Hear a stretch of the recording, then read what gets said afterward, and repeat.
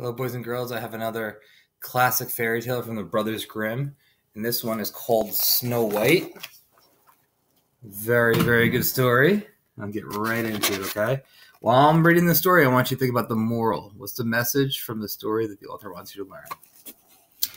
Okay. Snow White. During a cold winter morning, the queen sat by the window. For some time, she and her husband, the king, desired to become parents. How wonderful their life would be with a child. While lost in thought, she accidentally pricked her finger, and a drop of blood trickled out.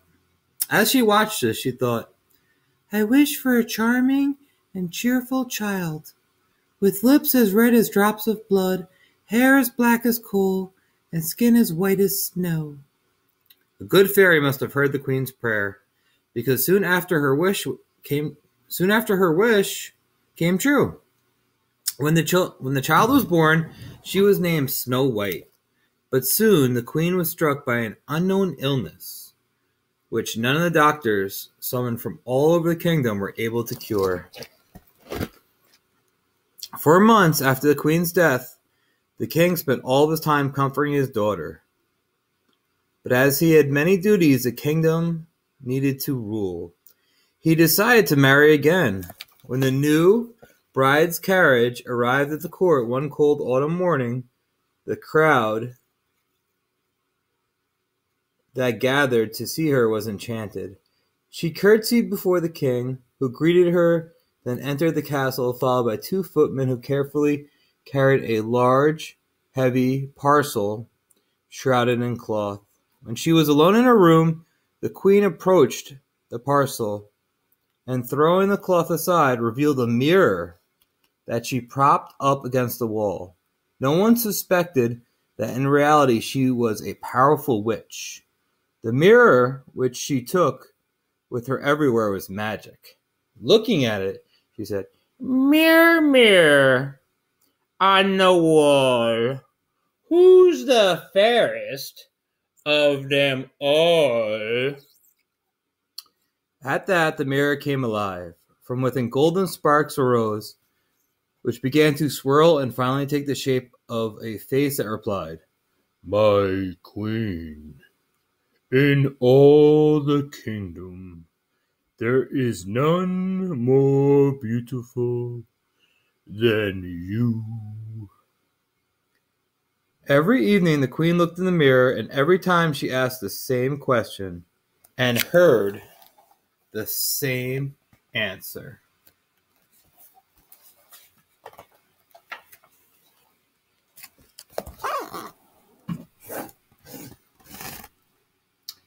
As the years passed, Snow White grew increasingly like her mother, from whom she had inherited kindness, gaiety, and beauty. One day, hearing Snow White's laughter, the stepmother went out to the terrace. Suddenly, she noticed that Snow White had become a beautiful young woman. Surely there's no woman in the world that is more beautiful than me. The queen hurried back to her chambers, and she uncovered the mirror. She thought there was only one way to be sure. Mirror, mirror on the wall, who's the fairest of them all? She asked. You will not be happy with what I have to say. Your Majesty, you are beautiful, but Snow White is more beautiful than you, the mirror replied. When she heard these words, the queen became incensed. The next day, she summoned the royal huntsman. When the man arrived, she said, Huntsman, I have a specific task for you that must remain between us.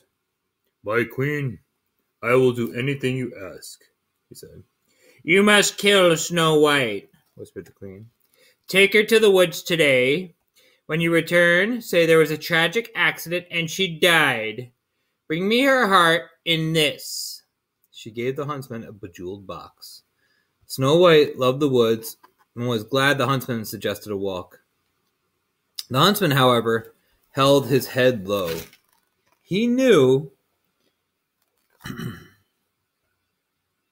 if he didn't kill Snow White, the queen would not spare his life. When Snow White's back was turned, he pulled out his knife and slowly approached her, intending to kill her. Yet at the last moment he cried, I can't. My child, I can't harm you.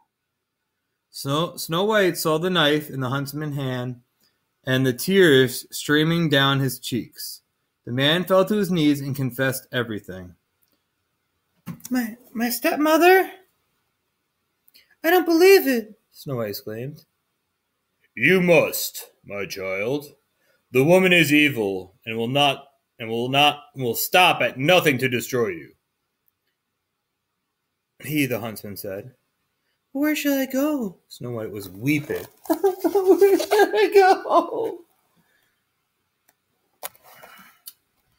It doesn't matter, child. Go now. Run! Run! The huntsman cried. Snow White embraced him, then fled. The huntsman watched her, and then he walked further into the woods. He found a wild boar and killed it with his bow. He put its heart into a bejeweled box and returned to the castle, where the queen waited impatiently. Well, she asked when he arrived in the quarters. Have you done what I've ordered? Yes, your majesty. You will no longer need to worry about Snow White, he said, giving her the box. When she opened it, she began to laugh uncontrollably.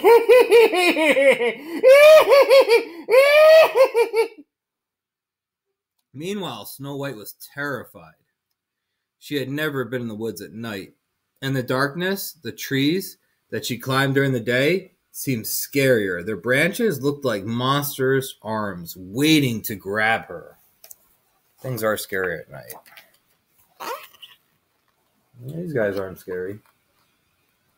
Look at these guys.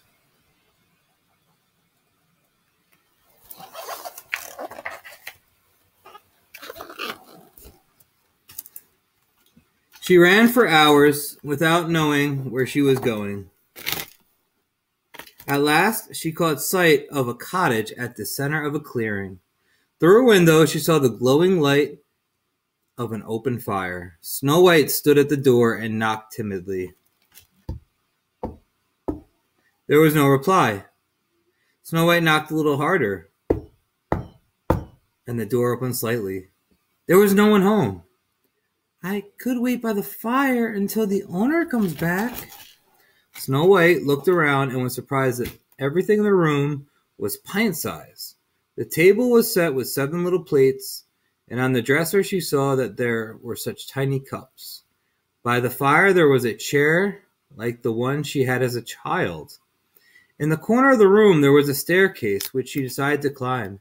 She found 7 tiny beds. She was so tired she lay down on one and fell asleep. Soon after, the cottage inhabitants returned. They were 7 dwarfs who certainly didn't expect to find a beautiful girl fast asleep in one of their beds. She's beautiful, whispered the youngest. Shh! Don't shout! You'll wake her, said the wisest. I am already awake, said Snow White, opening her eyes. I am Snow White, and I'm sorry to have come into your house without permission. But I don't know where else to go. I no longer have a home, said Snow White, with her eyes bright with tears. In that case, you must stay, the youngest dwarf said. Meanwhile, the stepmother was in her room, standing before the mirror. Mirror, mirror on the wall, who's the fairest of them all?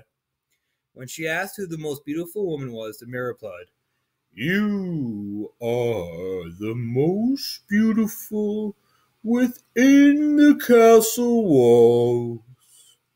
But Snow White is still alive, and she is more beautiful than you.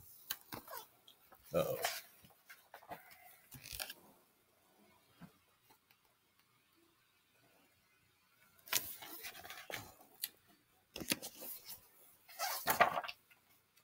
Oh, skip the page.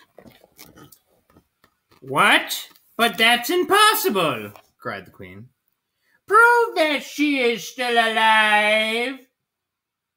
Snow White's face appeared in the mirror. She was laughing. And surrounded by the 7 dwarfs. In seeing this, the queen became pale. The huntsman's lied to me, she hissed. I will have to go to Snow White myself. In a flash, the queen left the room and ran down the castle stairs into the cellar, where she kept her books on black magic hidden. She grabbed a huge pot underneath which she lit a greenish fire. One by one, she added the ingredients to the cauldron, concocting a ghastly mixture. When it was ready, she dipped an apple into the fuming brew. Pleased, she prepared a magic potion that she drank to transform herself into a grinning old fruit seller. And so she set out into the woods. Meanwhile, in the cottage, Snow White was unaware of having been discovered by the stepmother.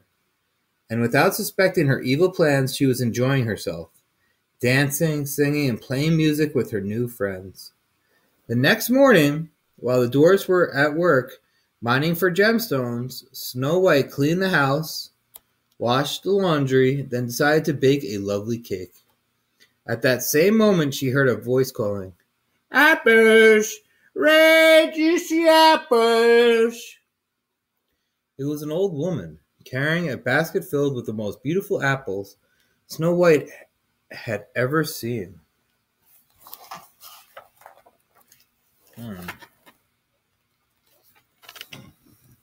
Just in time.